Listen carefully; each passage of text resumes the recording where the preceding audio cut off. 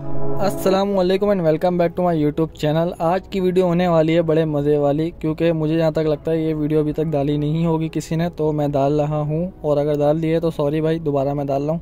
तो installation video ये आ गई है। और है क्या भाई, ये स्विच कवर है। स्विच कवर GD110S में नहीं आता, बाकी मुझे GR का नहीं पता, शायद मैं भूल गया GR में आता है कि नहीं आता, तो नहीं आता। और ये मैं दराज से स्क्रॉल कर रहा, दराज पे मुझे दिखा तो मैंने ऑर्डर कर दिया। 320 रुपये की इसकी प्राइस है। मैं दराज का लिंक भी डाल दूंगा। वैसे मार्केट से भी मिल जाता है, यूपी से ले लो, सदर से ले लो, कहीं से भी ले लो। ये मार्केट से भी मुझे लगता है कि मिल जाएगा, इजीली अवेलेबल होगा, क्योंकि ये आसानी से मिल जाता है। तो मेरा तो पिकअप पॉइंट करीब है, तो मुझे फ़ी भी नहीं लगती कोई पिकअप की, तो मैं फ्री में जाके फ्री शिपिंग पे जाके उठा लेता हूँ ये। तो ये कुछ ऐसे करके फ़िट होने वाला है और बहुत ही अच्छा लगेगा, क्योंकि मैंने इसके जब रिव्यू देखे तो रिव्यू में एक भाई ने लगाया हुआ था GD110S पे, तो मुझे अच्छा लगा। फिर मैंने ये बाय कर लिया। एक तरीके से प्रॉपर कवर कर लेता है, जैसे गाड़ियों में होता है ना, वायर वगैरह सब प्लास्टिक के एक नीचे होते हैं, वो वही सीम ये करने वाला है। तो इसमें कुछ दिक्कतें भी हैं, वो भी मैं भी आपको आगे बताने वाला हूँ, और क्या करना चाहिए अगर दिक्कत आ जाए, क्योंकि भाई मेरी तरफ से भी एक्सपेरिमेंट था और वही हुआ कि मुझे जिस बात का डर था, पहली बार ही हुआ है मेरे साथ तो ये सीन।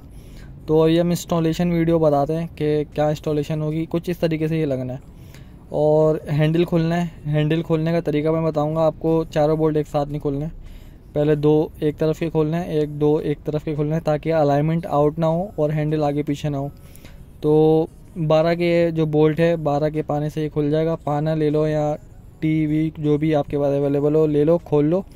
और ये मैंने खोल लिया है। 12 के बोल्ट हैं बेसिकली, और दोनों बोल्ट सेम है, मीन्स के लंबाई में सेम है। तो आगे पीछे ऊपर नीचे दोनों कर लो, कोई मसला नहीं है। तो ये आपने बोल्ट ज़्यादा टाइट भी नहीं करने भाई, और ना ज़्यादा लूज़ छोड़ने। जब आप टाइट करोगे और जब लूज़ करोगे तो ऐसे आ जाएगा बाहर। तो गरारियाँ बनी हुई है, गरारियाँ ऐसे रखनी है कि छुप जाएँ गरारियाँ, लेकिन वैसे तो हिलेगा नहीं। जैसे मैंने आपको तरीका बताया वैसे ही आपने खोलना है हैंडल। पहले एक साइड का खोलो ऐसे करके, और उस पर पतरी फिट करो, जैसे मैं अभी लगाने वाला हूँ इस पर जो इन्होंने दी है पतरी आती है, स्क्रू आता है और प्लास्टिक का बॉक्स आता है। तो ये आपने ऐसे करके कुछ फिट कर देना है। और जो स्क्रू का जो जल्दी जल्दी से कर देता हूँ मैं, और जो स्क्रू का जो मुंह है वो आपने ऊपर रखना है। तो ये ऐसे करके टाइट कर देना है, ज़्यादा भी टाइट नहीं करना है, क्योंकि वो भी नुकसानदेह होता है, स्लिप भी होने के चांस होता है, बोल्ट टूट भी जाता है कभी कभार। 70 में बहुत बार होता था, टूट जाता था, क्योंकि वो बोल्ट ही नकली होता था 2 नंबर। तो ये गरारी अंदर छुप जाएगी। ऐसे मैं गरारी आपको दिखा रहा हूँ, ये बिल्कुल उसके नीचे आनी चाहिए। तो अगर बेस गलती से हो भी जाए अलाइनमेंट आउट, तो ऐसे फिट होना है इसने। तो अभी मैं गलती ये बताने वाला हूँ, प्लास्टिक जो इन्होंने बनाई है, ये पतरियाँ बिल्कुल परफेक्ट हैं, सही है, और इसकी मजबूती भी अच्छी है। बस इन्होंने जो प्लास्टिक पे जो सुराख करे हैं ना, ये वाले, ये आगे पीछे कर दिए, मतलब 1 सेंटीमीटर आगे पीछे हुआ हुआ ऐसा सीन है। तो उसको अब मुझे मसला हो रहा था। अब जाहिर सी बात है, 1-2 सेंटीमीटर भी आगे पीछे बहुत मुश्किल है, तो काफ़ी मसला गैप हो रहा था। तो देखो, जैसे एक स्क्रू आ रहा है तो एक स्क्रू साइड में निकल जा रहा है। अब मैंने कहा छेद दूसरा अगर मैं छेद कर दूंगा तो वो भी बुरा लगेगा। अब देखो ये वाला छेद गायब हो गया। तो मैंने पतरी का एक बोल्ट निकाल के एक ही बोल्ट से मैंने ये लेफ़्ट वाली पतरी टाइट करी, और एक बोल्ट मैंने छोड़ दिया और उसको बाहर निकाल के फिर ये जाके बैठा। तो अभी मैं आपको बताता हूँ ये कैसे बैठेगा। तो भाई ये वाला इशू हो रहा था, टाइम इतना लग गया, आधा घंटा हो गया मुझे ये सोचते सोचते। अब मैं जुगाड़ क्या करूँ। पहले तो मैंने कहा वापस करा देता हूँ, क्योंकि यार ये बैठ नहीं रहा। तो फिर मैंने दिमाग चलाया, तो मैंने पतरी थोड़ी बाहर की तरफ निकाली, वो वाला एक बोल्ट हटा के एक बोल्ट से टाइट कर दी। तो देखो वो फिट हो गया। अब मैं अगर दराज वाला देख रहा है या कोई जिसने ये बनाया, भाई नो डाउट चीज़ बहुत अच्छी है, मुझे खुद भी पसंद आई। बस ये थोड़ा जो छेद का जो मामला था वो थोड़ा आउट हो गया था, लेकिन परफेक्ट बैठ गया, मतलब मज़ा आने वाली चीज़ थी। तो अभी मैं आपको इसका डेमो भी दिखा दूंगा, मजबूती भी चेक कराऊंगा कि क्या सीन है इसका मजबूती।